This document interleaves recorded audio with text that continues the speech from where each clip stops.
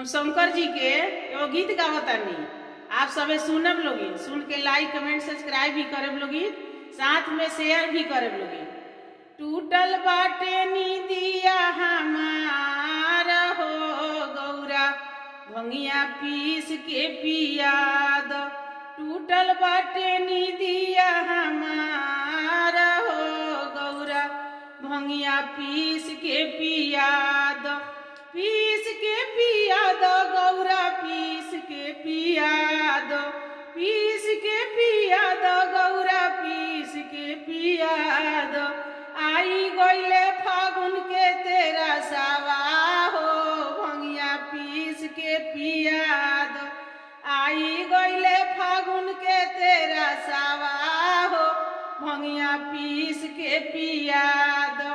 कहाँ बाणे शिवजी सिलवट लोरा, कहाँ बाणे शिवजी सिलवट लोरा।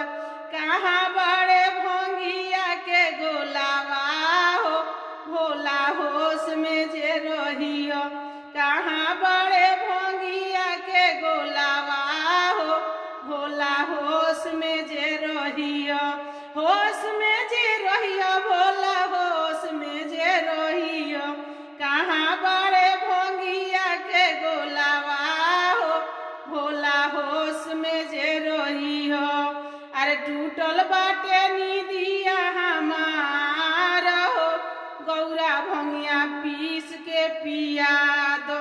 टूटल बाटे नीदिया हमार हो गौरा भंगिया पीस के पिया दो। पीस के पिया दो गौरा पीस के पिया दो। आई गईले फागुन के शिवराती हो भंगिया पीस के पिया दो। आई गईले फागुन के तेरा सावा हो भंगिया पीस के पिया दो। अंगना बाणे गौरा सिलवट लोरा, अंगना बाणे गौरा सिलवट लोरा। अरे झोरिया में बाड़े भंगिया के गोलावा हो गौरा पीस के पिया दो। झोरिया बाड़े भंगिया के गोलावा हो गौरा पीस के पिया दो।